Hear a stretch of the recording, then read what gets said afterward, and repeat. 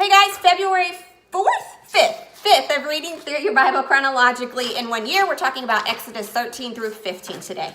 Okay, so where we left off yesterday, the Israelites had just celebrated the first Passover and had escaped Egypt. So that's where we are jumping in today.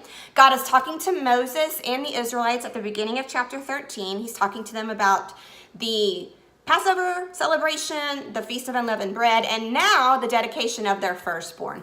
In all three of those, God makes the point that it is very important to pass this on to their kids, to tell them why they are celebrating having these celebrations. And it is their job, the parents' job, to tell them that the reason that we are celebrating is to remember what God did. And so that's what I want us to be thinking about as we're going through this, is the importance of remembering God. Now, of course, during our celebrations, Christmas and Easter, we need to always be coming back to Jesus. So maybe that looks like before we open the gifts, we read the Christmas story. Before we do the egg hunt, we read the Christmas story. Hey, if you have littles and you do not have resurrection eggs, look it up on Amazon right now and purchase them. They are the greatest thing ever. This is the way we communicated the Easter story to our kid and our little group of friends' kids every Easter for years when they were little. Okay, so go look that up. It's a great creative way to mix it in to the whole Easter egg hunt. Maybe it looks like doing an Advent calendar or an Advent devotional, reading little kids' books to the littles about the Christmas story, whatever. Just whatever works for you, whatever works for your family.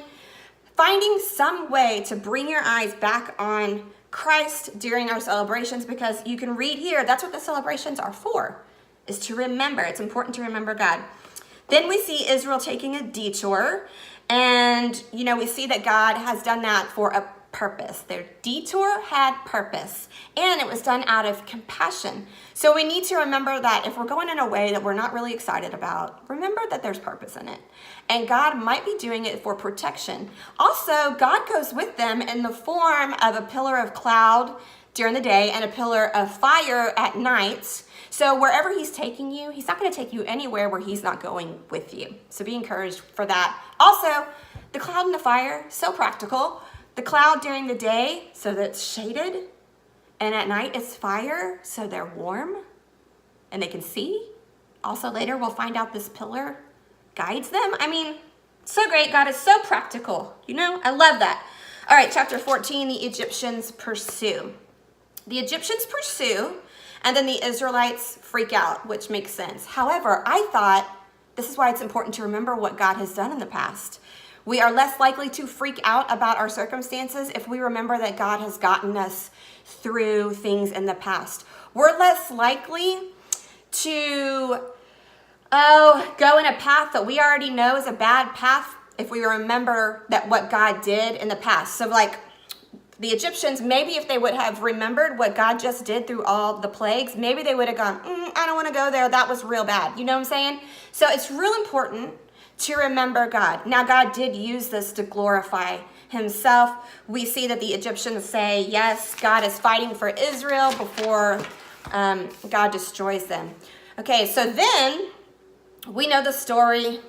God opens up the sea. About 2 million Israelites cross over on dry ground, not moist ground, not swampy ground, dry ground. God can make dry ground out of a crazy sea. So they cross. Then the Egyptians come in, the waters come down, and all the people, every single one of them that pursued the Israelites were killed. And this is what it says in 14:31. When the people of Israel saw the mighty power that the Lord had unleashed against the Egyptians, they were filled with awe before him. They put their faith in the Lord and in his servant Moses. And so God used this scary situation, this huge situation, this miracle, to bring them to him. And don't you know, like I said yesterday, they're going to need to remember that. So again, they're going to have to remember things like this when they continue on. They're not always really good at that. Okay, and then the next chapter 15 is the Song of Deliverance. And I just wrote down, listen, again, dog ear this, because you can come back to this when you're feeling discouraged.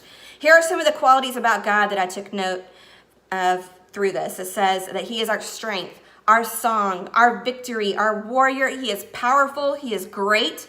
He is holy. He performs miracles. He has unfailing love. He leads us, redeems us, guides us, purchases us, and reigns forever and ever. We can come back to that. Come back to this if you need it. All that is super powerful truth about God. And then the chapter ends with the people not having water for a while, finding bitter water. You read all that. And I just thought they needed a solution. And God came up with a real creative solution. He made the impossible possible, which is what he does. And so when we get to the end of our ropes and go, oh my gosh, I'm gonna die, he goes, no, you're not. Look at this really creative thing you didn't even think about. So, all right, tomorrow, Exodus 16 through 19. I will talk to you then.